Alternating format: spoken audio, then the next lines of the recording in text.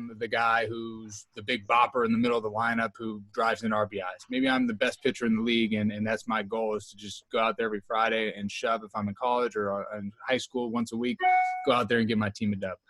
What are our roles? How do we accept our roles, and how do we create ownership of the roles within our team? I know on my end, at least, seeing some of the best coaches and seeing some of the best athletes with some of these coaches is taking ownership of our role and taking ownership and creating that ownership very first week of the season in the fall. Maybe it's in the summer, wherever you get your athletes, whenever you get them right away, is, hey, empowering them to take ownership. And what that means is, hey, I'm going to take ownership of my role. I'm going to accept my role no matter what it is. And we're going to be open. We're going to talk about it. We're going to explain to them, communicate with them why it is important that they are in that specific role and how that role can change. Ronnie mentioned earlier in the athletes one is, hey, you might have a specific role on the team. You might be the catcher. You might be the 9-hole. You might be a pinch runner. But guess what? That role can change next year. If we're in high school, maybe that role changes. I gain a couple miles per hour. I grow a few feet. I get bigger with my strength and performance. And now I'm in a different role as an athlete. So as coaches, I think the biggest thing we can do is empower our athletes to take ownership of their roles and really embrace that role for the team. And I think it starts with the culture of developing that winning culture from the very beginning. Once we first get these guys and girls, like whoever our team and program is, we establish that winning culture right away, like we talked about yesterday. So empowering them to accept their role. Jake, I'm going to let you kick it off and just kind of some of your background on how you get your athletes to buy into their roles, maybe some tips that you've used, some things that you've done that have worked really well to enhance that ownership and for them to take it rather than looking at you, getting pissed off and not accepting that role. One thing that came up earlier, I was talking with one of the Dodgers coaches. He's one of their minor league coaches.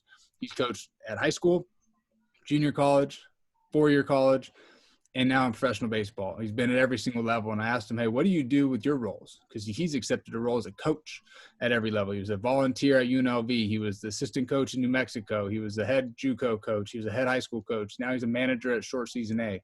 And he mentioned that you've got to create the buy-in with your athletes. If they don't buy into you, what's going to happen? If you don't buy into them, they're never going to buy into you, first of all. But if they don't buy into you, they're not going to accept their roles. They're going to be upset. They're going to be pissed. They're going to drag their blanket, and you're never really going to get the most out of your athletes. So Jake, go ahead and kick that off, man. How do you get that buy-in with your athletes? How do they accept the role as an athlete from that perspective?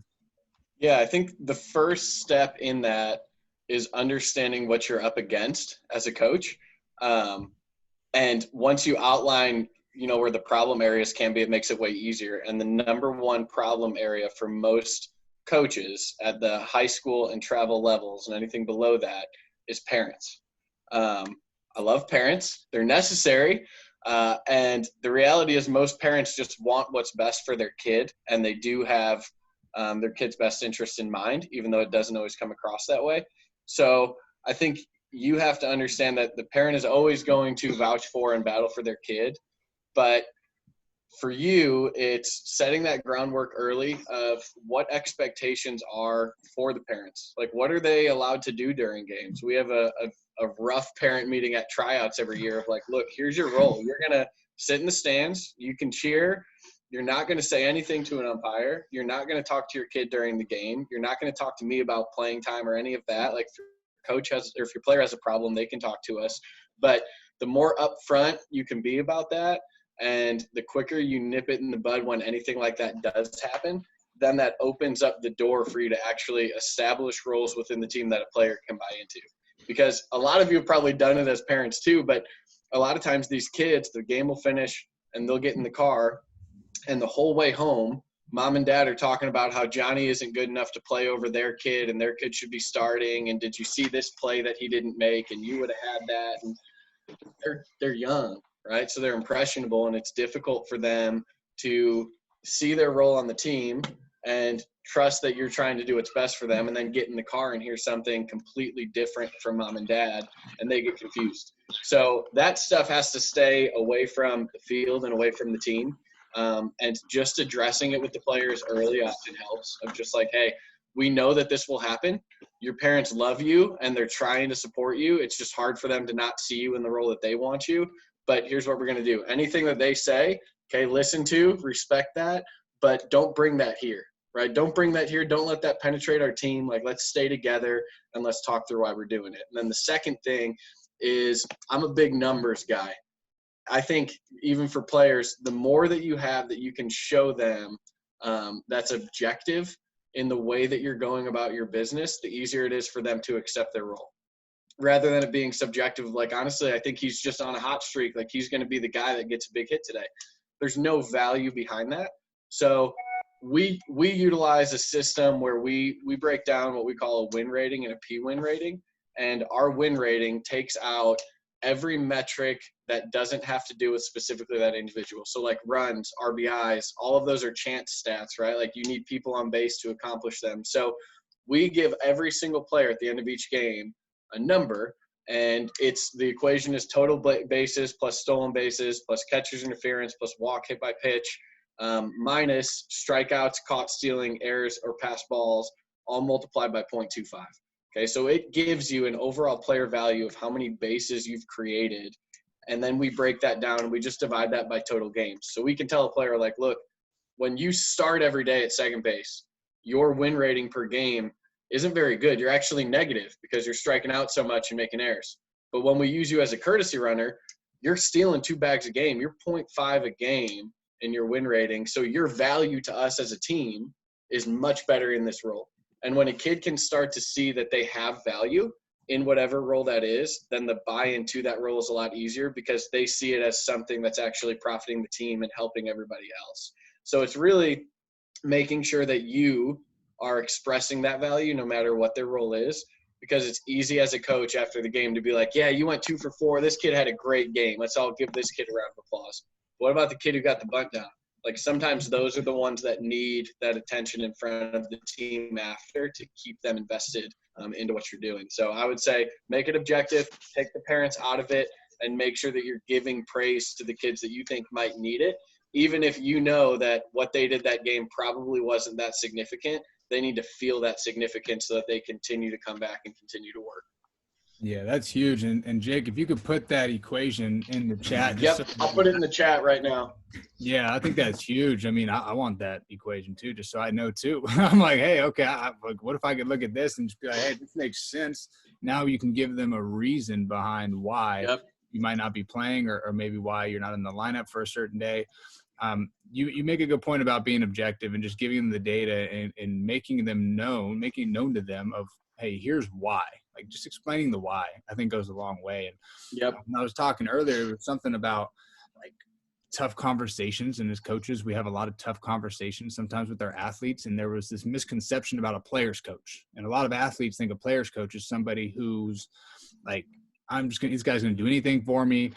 All he does is he's going to give me everything I need. He's going to hand it over on a silver platter, and I've got everything. Like, he's my guy as my player's coach. And a lot of athletes don't understand that maybe the best player coaches are the ones that push them a little bit, that encourage them to get a little better. Maybe you got to sit somebody to teach them a point or teach them some sort of value that's going to help them get to where they want to go. And that's something that I never even really thought of, but this coach over at Umpqua in Southern Oregon was like, dude, sometimes we got to be a little tough on our guys. When I go out to summer ball and I coach up in the West Coast League, like, we're going to make sure that every single athlete knows that we're here to get better. If you want to get drafted, if you want to go to the next level, whether we're high school coaches in here and we're hoping to get our athletes to college, maybe we're a travel organization and get them prepared for high school or a high school developmental league. Like, we want you to get there and be as prepared as possible. And Jake, you've got this incredible baseball IQ test that you have for athletes to understand, hey, one, like, where do I need to improve? And you can also see, where am I really good at? What areas of the game can I grow in? And I think that's just massive. But if we don't know where we can grow, we're never going to get better. And so for us to communicate with the athletes on a daily basis and say, hey, what are you feeling? How do you feel today? What are you looking for as a team? Getting their read, getting their feedback is big time, especially the ones that maybe aren't playing as much, and having those tough conversations. Hey, Joe, I think you really, like, the reason you're not playing is because you're not hustling. Straight up. Like, I tell you guys, run hard 90s from the very beginning. It's part of our motto. That's part of our MO. That's who we are as a team. But if you're not running hard 90s, how can I play you if Johnny over here maybe doesn't hit as well as you, but he's hustling every single day and he's showing up early and he's doing his early work, and we're going to reward that as a program. So setting that tone early is huge. Ronnie, what do you got on this aspect? Yeah, so the biggest thing that I want to put into it is definitely helping each player understand that their role matters, right? I know a lot of times as coaches we get caught up in three-hitter, dropping some bombs. I love that kid. He's the guy that's scoring all our runs. But we also have to understand that the guy that's the base running guy that comes in the last inning that we need to steal a bag is just as valuable and is just as important as that guy that's hitting all the bombs. I think that's probably the biggest takeaway for me is each role matters. I said it to a lot of the kids, like, you're not defined by your role and your role can always change, but we have to understand that each role does matter. So for that day, that kid that's just going to be our base running guy, he has to know that he's just as important as the guy who's batting fourth. And if they don't understand that, then you're not going to get a ton of buy-in from them, right? And I think that if we're able to get our kids to buy into whatever their role is, that's when we win more games, more championships. Every single person has to understand what their job is. And once they know that, once they buy into that, then that's when you start to win, right? Where a lot of us get caught up in, I need my three-hitter. Well, you don't, because what happens if that guy doesn't show up that day, right? We need all 12, 15, 20 guys that are on the team to show up every day, right? And so when they understand what their role is, I think that's when you get the biggest buy-in from them. But you also have to know that you care about them. Even if they're sitting, doesn't matter. I still care about you. I still need you to be a good teammate today because when your number's called, it's time, right? Yep. It's huge. It's huge, man. And I wrote down, what value can you bring to the team? What value can you bring to the team? Maybe it's in the very first parent meeting where we're talking with the athletes and we've got 50 athletes in a room, or maybe we've got 10 athletes in the room, depending on where we're at demographic and school wise. And I'm looking to create a culture in the very beginning. It's what value can you bring to our team? Not my team, not me, but it's our team, us collectively together, whether you're the freshman who's never been able to catch a ball and he's clanking everything behind the plate, or you're the three-hole stud that's left-handed, 6'5", and he's going D1 next year at the University of Indiana. Like, no matter what level you are skill-wise, what value can you bring to our team? I think that's an important topic to hit on. And when I go in and work with these college programs, one of the very first things we do early in the fall is we create a mission statement for the team. And sometimes people think it's eyewash. They think, mission statement? We don't need that. Core values? We don't need that. A vision? We don't need that. Of course we want to win a College World Series. Well, guess what? What are we going to do all fall to prepare for that? What is our mission? When things get tough, what is our mission? What can we fall back on? Because it's easy to do things and go through the motions when we're having success. And it's easy to go through the fall and just kind of walk and go through the motions sometimes. And it's all good. When we get to the spring, everything's going to be good. When we get to that really cool Cooperstown tournament, then we'll play well, right? But if we don't create a mission statement, and maybe this is different if you have a travel organization and you got different age groups that you're working with, but even then, having a mission for your organization is massive, because now everybody knows what to expect. When I'm sending my kid to play for Bam Fam, I know what to expect. They're going to get incredible mental skill training. They're going to get incredible coaching, and they're going to have really creative coaches that really care about my athletes. When I send them to Hot Corner, I know that they're going to get some really good development physically, mentally, spiritually, all the above. Like, no matter where I send my kid, like, or even if I'm a coach sending my kid to a summer ball team, like, what am I going to get out of this? What value are they going to get? If we create a mission statement, at least people on the outside know, hey, this is what this team's about. This is what our organization's about. And I believe truly that that's how a culture is built. And sometimes culture might take a little longer than we think. It's not going to happen overnight. But if you create that vision early for the athletes and for your team, you get that buy-in early. And when you get that buy-in early, what happens is that culture starts to build. And now when people start coming in year after year, they know what to expect. They know who you are. They know what the standards and expectations, like we talked about yesterday, are. I think that's just a massive point to hit on, Ronnie. Adam, what do you got as far as this goes? How do you accept your roles? How do you embrace these roles? Yeah, sorry if I'm any redundancy. I lost connection there for about 5 minutes. But you touched on something that I really means a lot to me, is going in and when you're having that first team meeting, getting people to understand that this is their team. This isn't my team. It's not my team or anything like that. I can't stand that. That drives me nuts. This was my first year at Lutheran this year. And there's one thing I touched on when I got there is I wanted them to understand that this is their team. I'll guide the ship. I'll make some final decisions on things, but the roles that they have within the team are completely defined by what they do. I give them the criteria for what those roles are, kind of like a job application, to let them know like what you're going to have to be in order to, or be able to do in order to get within these roles. But I let them know that it's their team, and I outline everything as much as I possibly to them so that there's no surprises. We coach a lot of travel ball players that don't go to the schools that we go to. And I ask them all the time, I say, hey, how's high school going? And they say, I don't know. And it's because their coaches aren't approachable. They don't feel like they can go and ask their coaches questions. There's not a defined outline of how these roles are going to be decided or how everything's going to be put together at the end of it.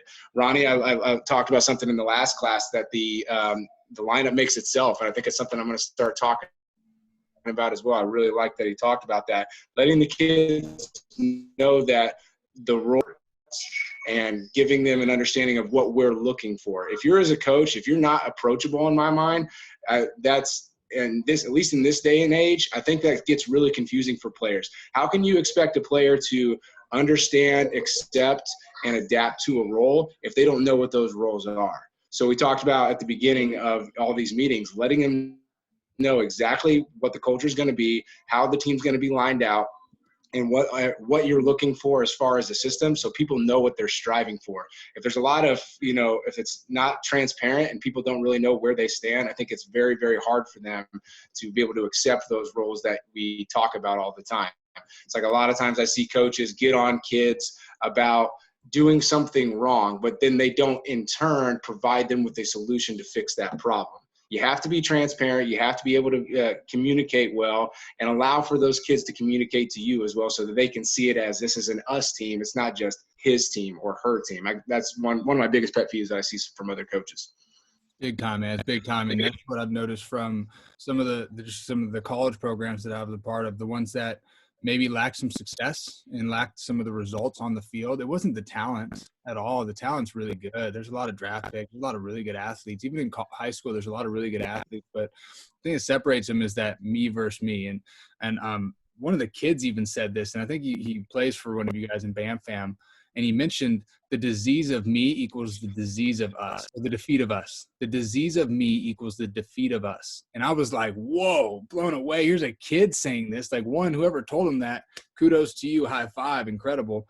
But two, that's wisdom. Like, that fired me up. I was like, wow, that is so true. And the more that we think about me, and especially even as a coach in that standpoint, we create that culture of selfishness within our athletes, and then they see that, and then they resemble that, and that's what they embody as athletes. So I think the biggest thing for us as coaches, man, create that vision, create a mission statement for your program, your organization, your team, whatever that may be, whatever you're in charge of for the athletes to buy into, something that we created, right? Using that terminology, we, us, our, that togetherness as human beings. I think I posted them on Twitter today, like, we all want to be together. It's great to be individual. It's great to have the individual success. I'd love to be a millionaire by myself, but guess what? If I'm doing it by myself, I'm lacking fulfillment in my heart. If we do it together, if we impact coaches together, if we impact athletes together, if we're a part of a program together, we feel so much more connected as human beings, which in turn creates that fulfillment, creates that love, creates that energy that we get to impact other athletes, other coaches, other teams, and they get to see that. The athletes see that in us. So that's the biggest thing, man, getting us together. Now, I've got a question for you, Jake. You understand the culture of us. You understand that we want to create that our culture, right? Like our visions, our statements, etc. You guys have done a great job. Now you get an athlete who just can't accept its role or their role. They're extremely selfish. It's me. It's, I need this service to get me to the next level. I need this. I'm doing this, that, and this. I got 18 different coaches. There was a girl, she was 9 years old, softball girl in Hawaii. She had 7 different coaches. 7. I'm like, one, like, we need a parents class. I think Joe put it in here. Like, we need a parents class for this stuff for sure. So if you guys want to get that going, let's recruit our parents of all of our programs and put them in here. Go. Like it or not, mandatory, $100 each. Let's make it happen.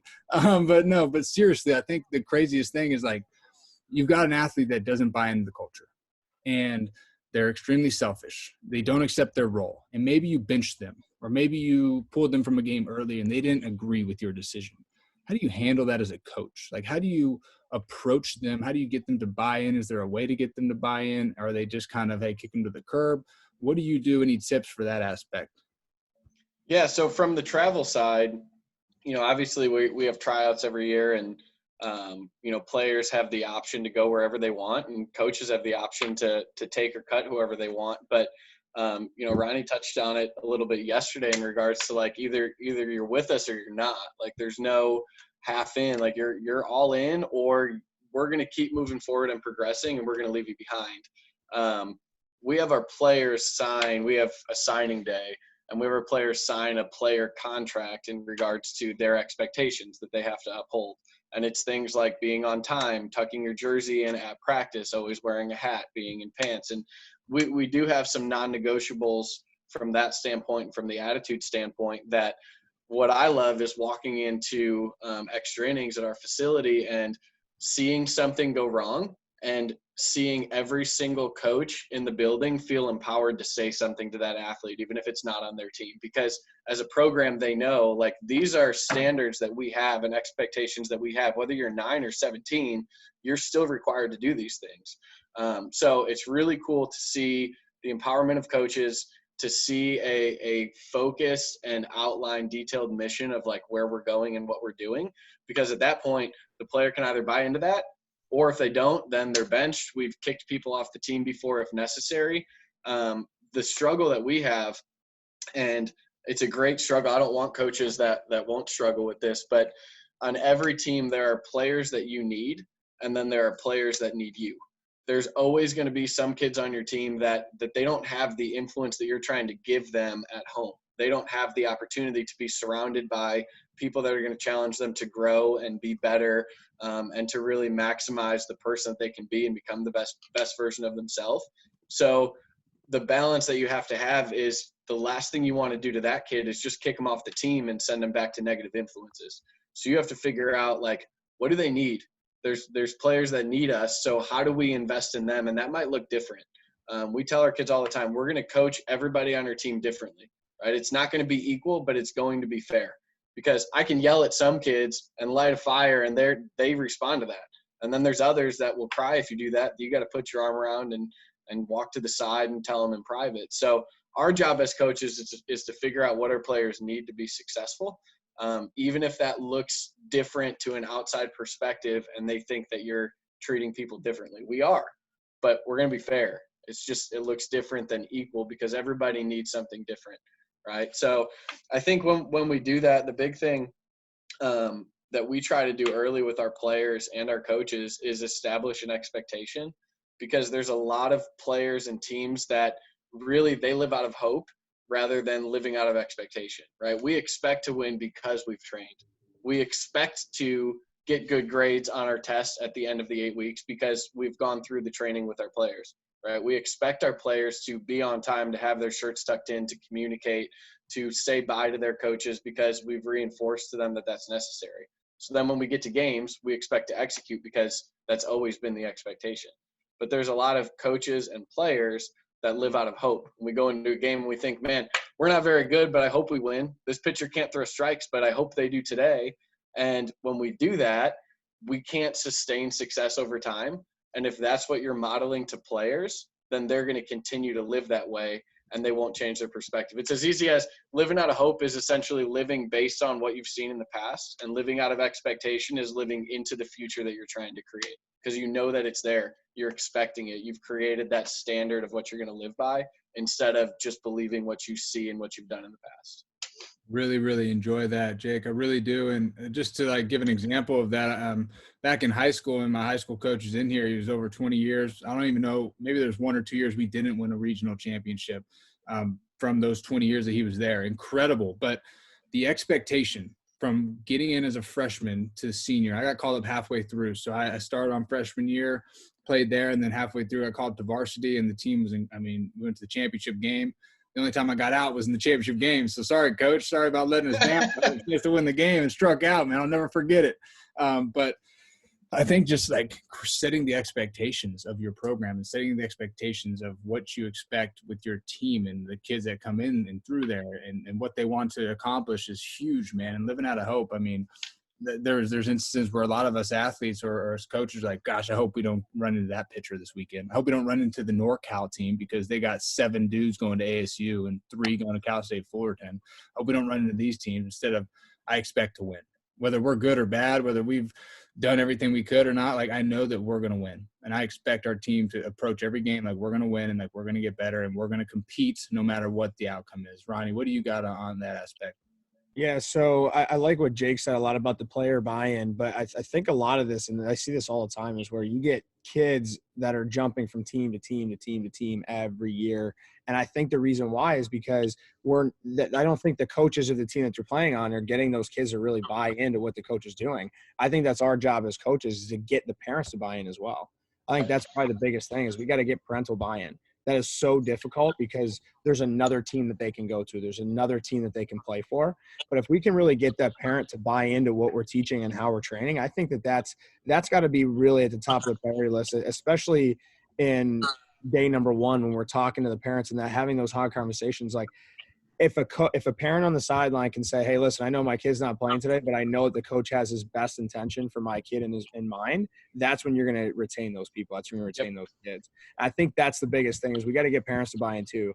I deal with that every day, especially on a performance and a strength conditioning side. Our performance director, Sam, who's actually in here, he runs every kid through an assessment. And that's when we create buy-in with our parents. It's like, okay, listen, like we went through an assessment. This assessment is broken down for you guys to understand, like, this is where your kid is really good and this is where he's lacking. And these are the things that we have to do to get him where we want him to go.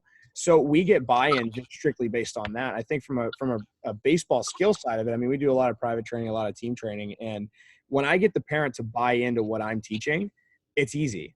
It's very easy because then they show up for their session. I can be as productive as I can for that half hour, that hour. And they go home. They have an expectation to do things on their own because the next week when they come in or the next couple of days that they come in, I'm looking to see if there are improvements.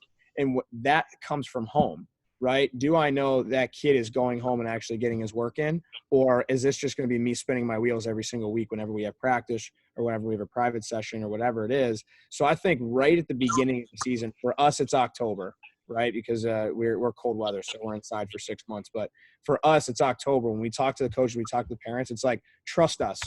You know, you're coming to us for a reason. Trust what we're doing because I have your kid's best intentions in my mind. I'm going to do whatever I can to help your kid, but you got to believe me and trust in what I'm teaching. Some days you're not going to believe it, but I need you to buy into it, right? And I think that's ultimately, that's going to help get those kids to believe in what we're doing when they go home.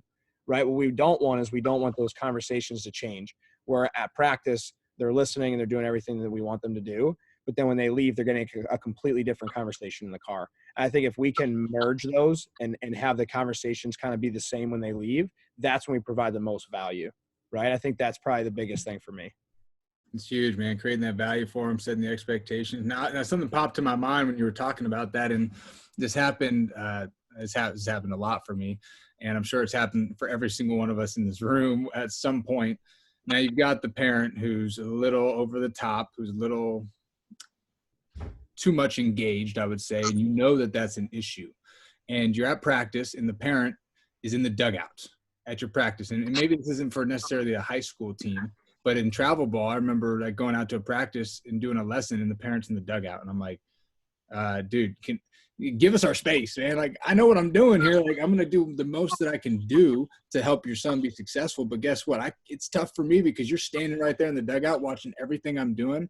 And it's not for like the good thing of like, I'm trying to learn. It's more of like, I'm making sure you do everything right, or else like I'm looking for the first time I can sneak my thumb in there and just like point you out for what you're not doing right. So now you've got, say, like for some of us coaches in here, we've got some overprotective parents or some parents that are just too much involved that maybe become a problem.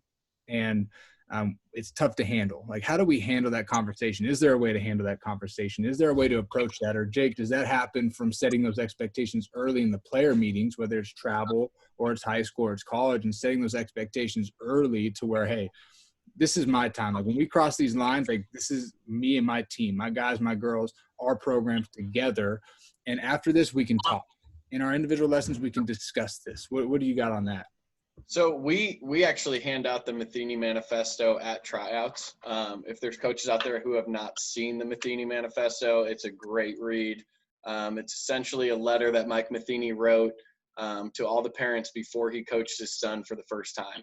And it basically says, like, parents, this is your role. Like, your players will play better when you take a back seat. Like, your job as a parent during games is to sit back and be proud of how they handle themselves as an athlete and as a person, and not have their value contingent on their physical success on the field. So when they do that, now our players are playing more fearless and they're going to be more successful, and you give space to the coaches to do what they were hired to do.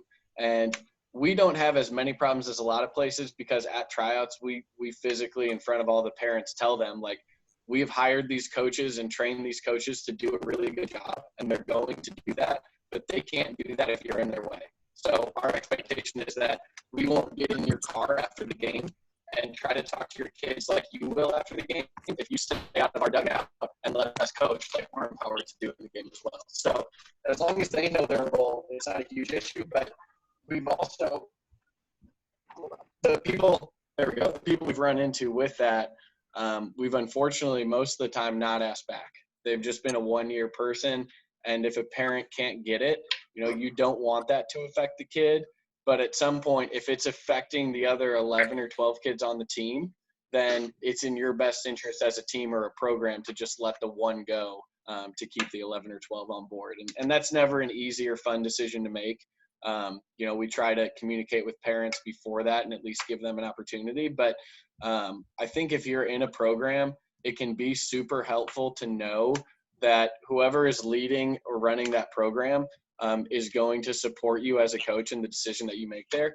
Because a lot of times, if you feel like you're on your own, and when there's a parent call to an organization head or anything like that, that they're going to take the parent side, then that really handcuffs what you can do as a coach as well. So for the coaches out there, just be aware of the situations that you're in. Make sure that you do have that support. It goes a long way, and you feeling confident and comfortable and really managing and handling your team for sure.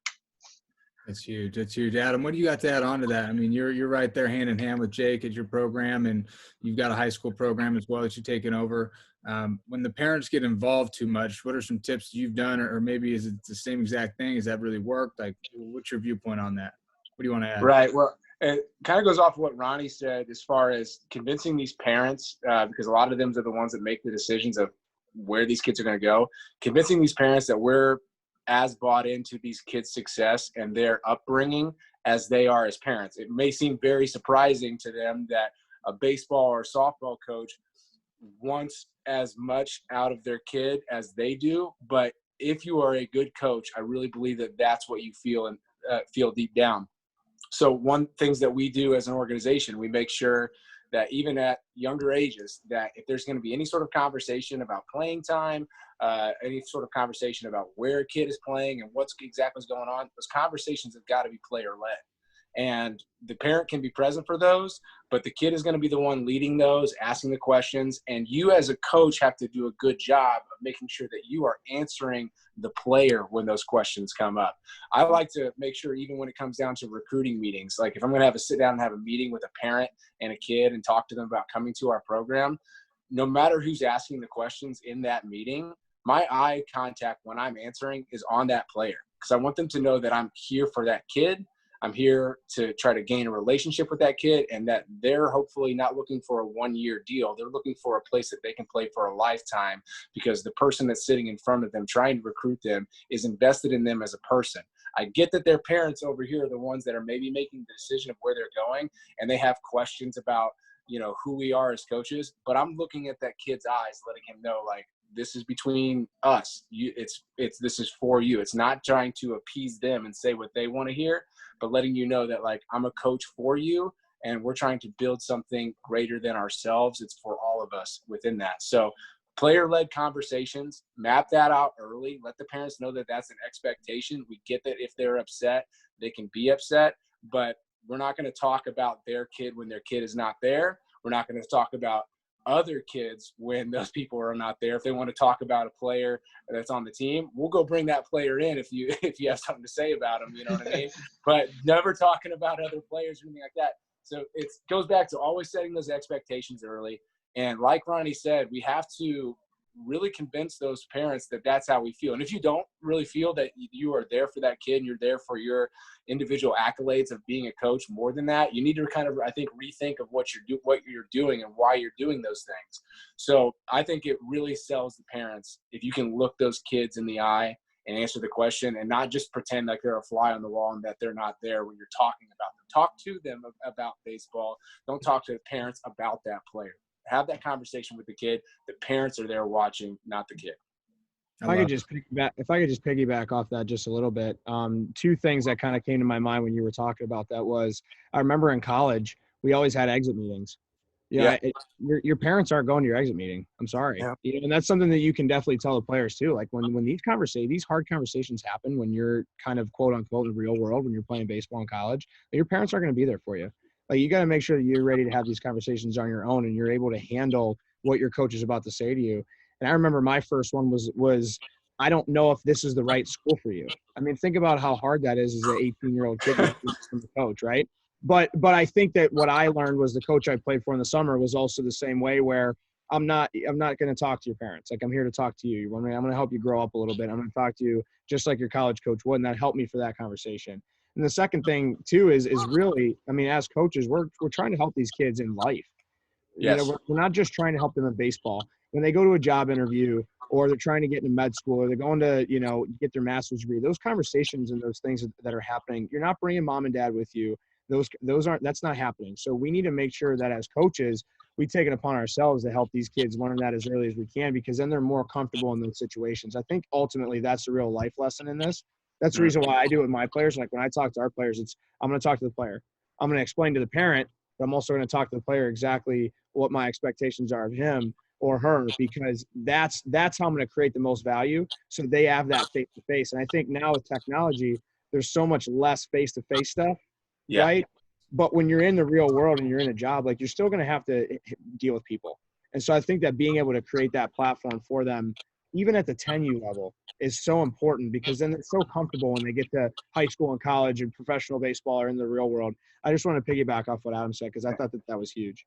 Yeah, it's getting comfortable with difficult conversation, because I'm 31 years old and I still struggle with difficult conversations with my friends, my wife, my family, like co-coaches, like helping kids learn that at a young age. Because I don't think I started learning that until I was probably in my 20s. I didn't have the confidence in talking to someone and looking them directly in the eye and maybe saying something that I knew that they weren't going to agree with. And trying to defend myself in that situation and having those conversations. It helps kids with interviews. It helps them with conversations with their parents when they're having difficult times, or conversations with, their loved ones, boyfriend, girlfriend.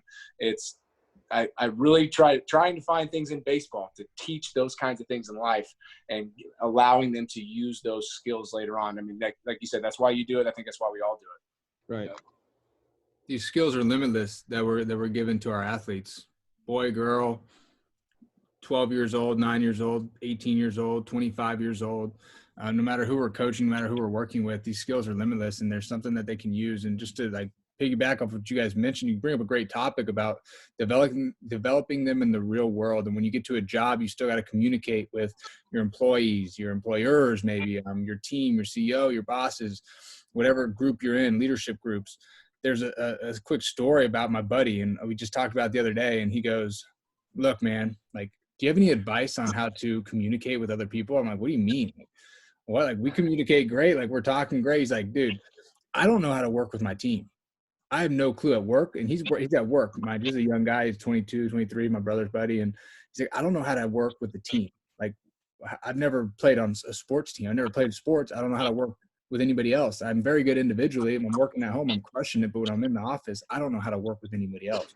So that just goes to show the ability that we have to develop leaders, to inspire these athletes to be more than just an athlete, and to actually, these skills are real, like learning how to accept failure, learning how to have a hard conversation that maybe we don't want to have at a young age, but knowing that that's going to develop them for the future is a massive key. And that's why our roles are so vital. And it all starts with us. Like, we have the best and biggest opportunity to inspire these kids for the future.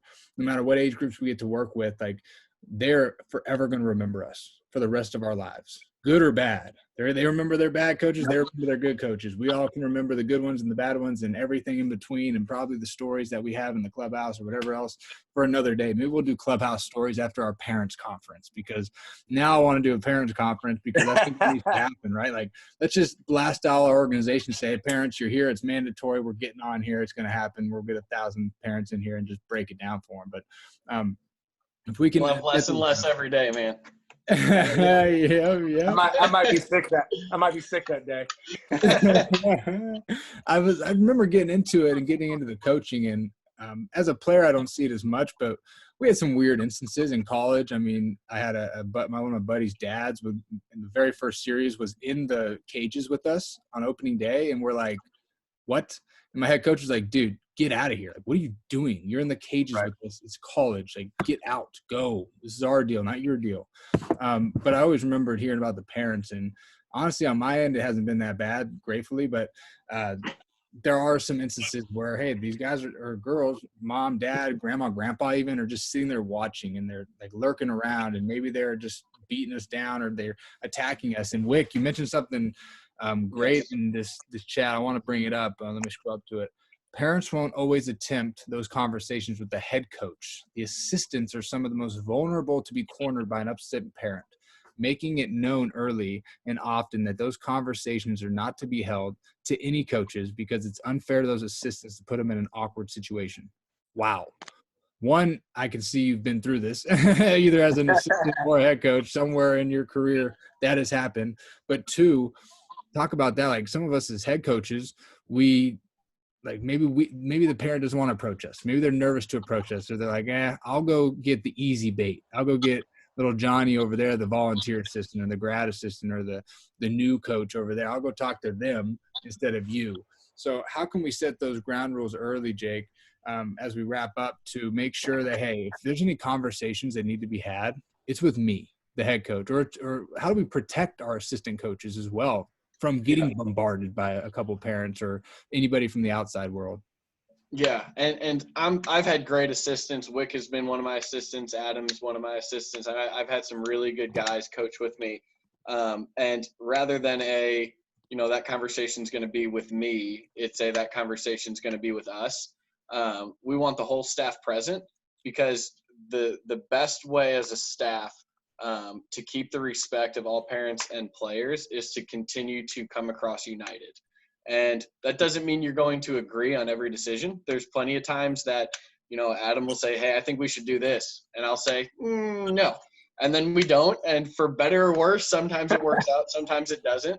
But if anybody asks after the game outside of, our coaching circle, that was a team decision. We all were on the same page and we made that together. So sometimes as a coach, we got to drop our pride because something, a suggestion that we had that might have worked out better than what the team went with. That can be a difficult thing as an assistant coach to recommend something and then watch it go to crap when the head coach doesn't listen to you. But if you are an assistant, one, I commend you. That's a difficult job. It's way more difficult than a lot of people think. But two, make sure you're continuing to stay united, because what a parent will do is they'll look for any chink in that armor and they'll try to penetrate from there.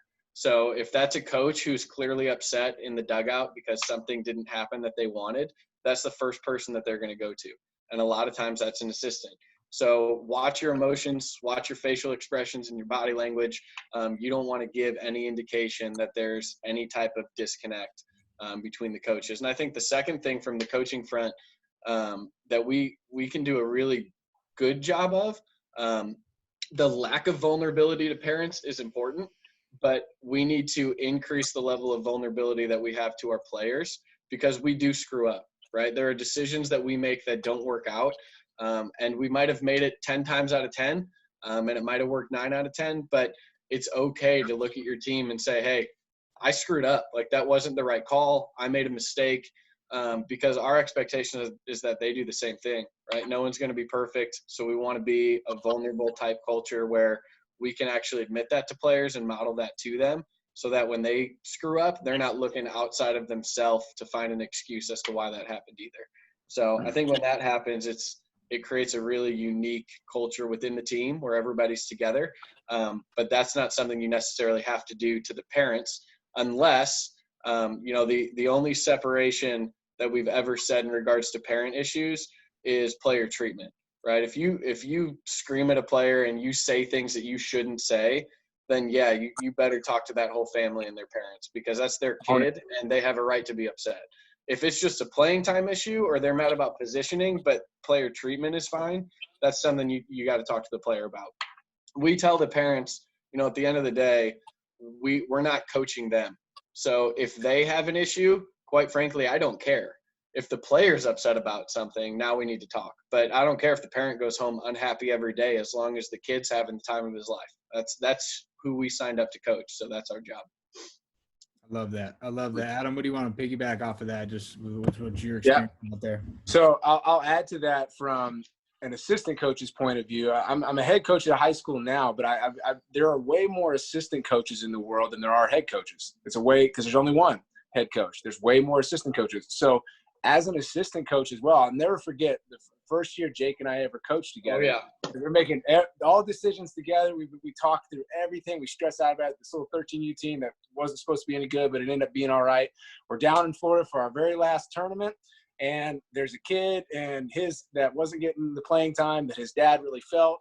I think the kid was pretty cool with everything. Dad wasn't very happy. The very last game of the year, they showed up for like the last 10 minutes of warm-up.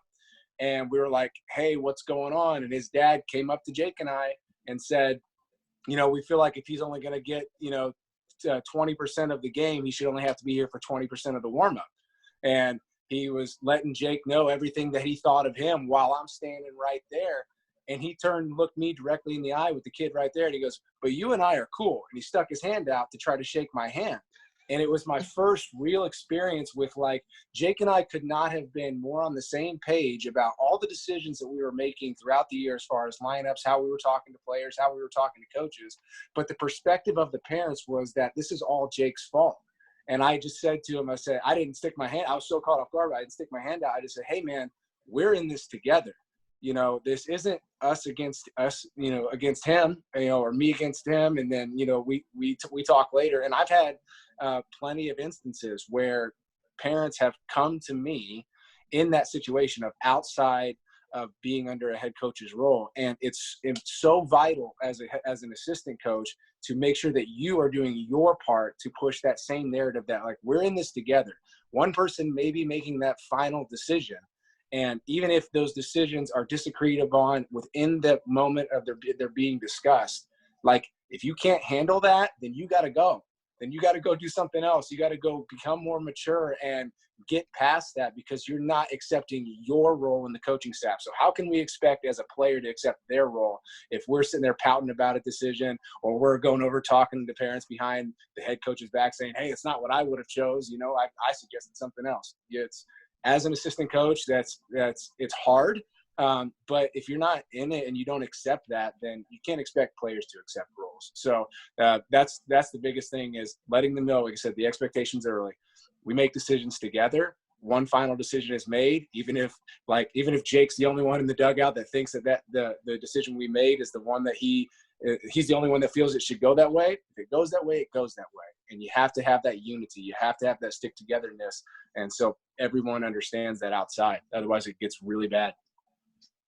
It's really good. The last thing I'll say on that, just while we're on it, is when you do have a parent conversation like that, one of the best things you can do as a coach, if the player is present there, is the next practice or the next time you see that player away from parents, just pull them aside. And it doesn't have to be a long conversation. Just let them know, like, hey, I know that you're not your mom and dad. Like, our relationship is fine. I don't want you to worry about that. I want you to go and play baseball and enjoy it, or go play softball and enjoy it, whatever that is. Just make sure that they know that they don't have to walk on eggshells around you because of something mom or dad did. You have to be able to separate that. That's big. That's big time, man. That's amazing. I love the unity and I love the trust from one another, and you're working in tandem with your coaches. You want to make sure that you guys are on the same page at all times. That's incredible information and incredible tip right there that I just learned from you guys. That was awesome. Ronnie, do you have anything to add on to that? Yeah, the last thing is to take away from those guys is transparency is big, and it has to be on day one. So I think at the end of the day, if we're just transparent, I think everything else is easy. You know what I mean? I think once we start hiding things, that's whenever we start to get ourselves in trouble, because you're going to forget what you're hiding. You know what I mean? Just be transparent and honest with everybody, and I think everything goes smooth. If a player knows what his expectation is, he might not like it, but at least you're honest with him. If a parent understands what their expectation is, they don't have to like it, but they know up front. So at the end of that year, the end of that week or that tournament or whatever, they know exactly what to expect.